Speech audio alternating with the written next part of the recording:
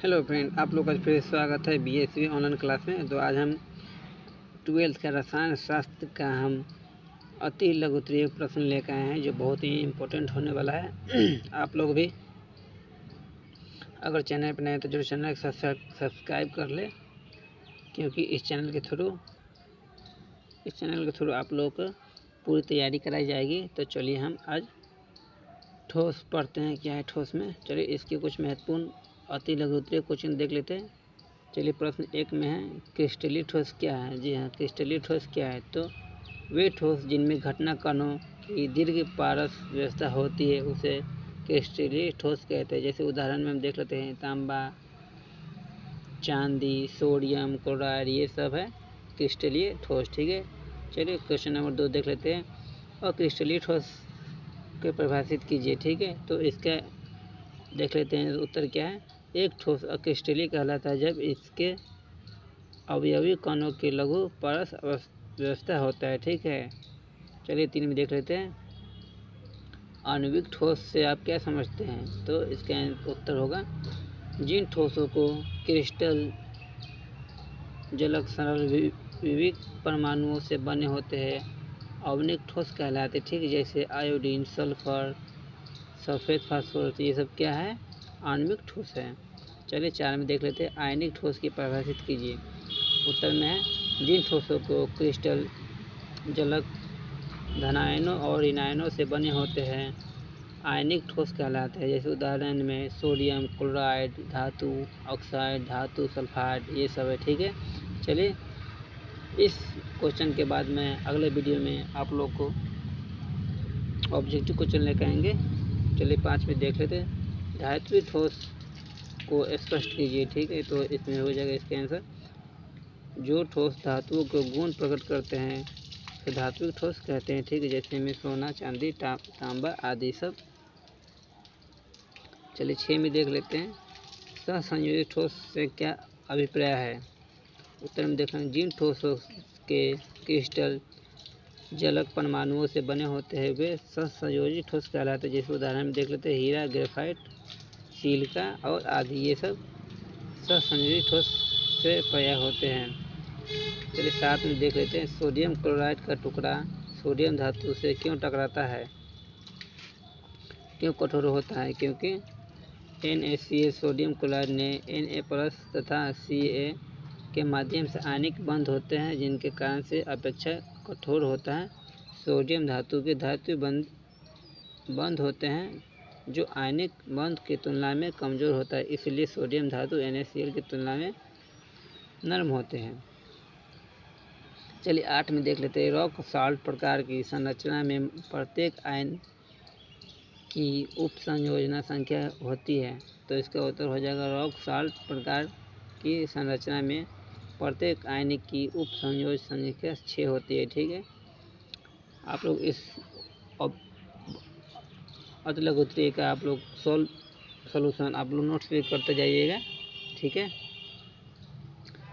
प्रश्न 9 में देख लेते हैं। आयनिक क्रिस्टलों में 12 उप संयोजन संख्या क्यों नहीं पाई जाती है, क्योंकि धनायन रिक्तियों को निर्माण के लिए त्रिज्या अनुपात पारस जैसे 0.732 से 1.0 होता है, अतः उप संयोजना संख्या 8 से अधिक नहीं हो सकती है। ठीक है, इसलिए नहीं पाया जाता है।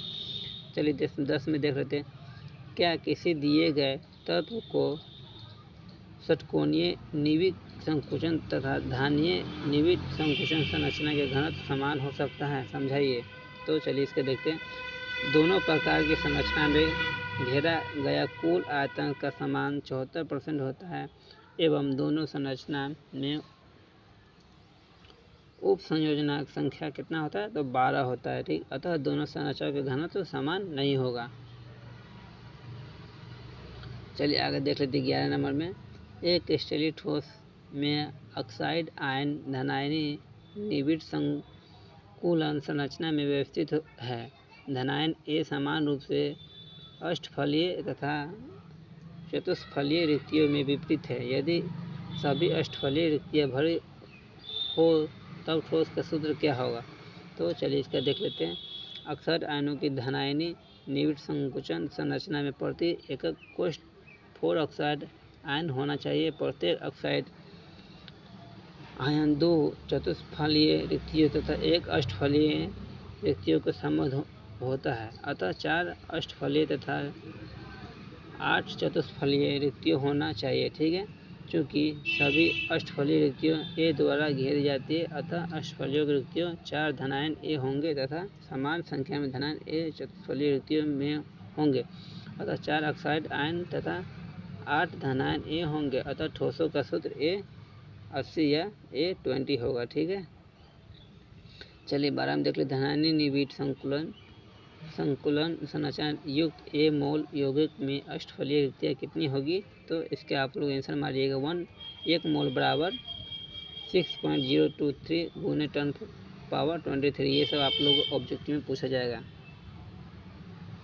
प्रश्न 13 देख लेते। संकुचन दक्षता को परिभाषित कीजिए।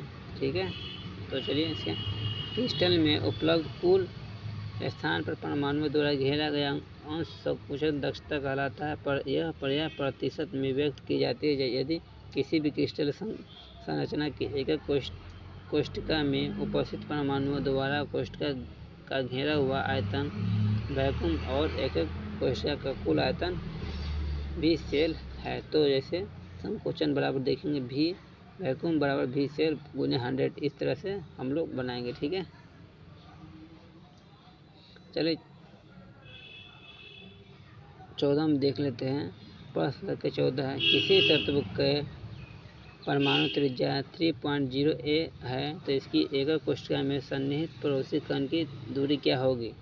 तो देखिए हल है d बराबर 2r, r बराबर त्रिज्या होता है तो 2r की जगह 3.6 रखेंगे, यानी 2 गुणे 3.6 a यानी कि 7.2 a हो जाएगा। ठीक है, इस तरह से। चलिए 15 क्वेश्चन देख लेते हैं और लास्ट क्वेश्चन इसके बाद नेक्स्ट वीडियो में फिर देखेंगे।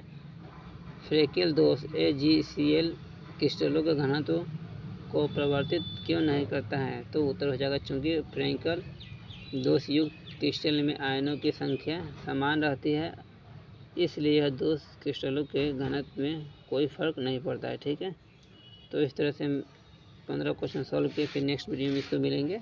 आगे 15 क्वेश्चन और बचा हुआ है, तो आप लोग चैनल पर बने रहेंगे। इसी तरह से अगर नोट्स करना चाहते हैं तो आराम से इसको वीडियो को रोक रोक आप लोग नोट्स कर सकते हैं। तब तक के लिए बाय। चैनल बना तो जरूर सब्सक्राइब कर ले, क्योंकि इसी चैनल के थ्रू फिजिक्स, मैथ, केमिस्ट्री और बायोलॉजी की भी पढ़ाई होगी।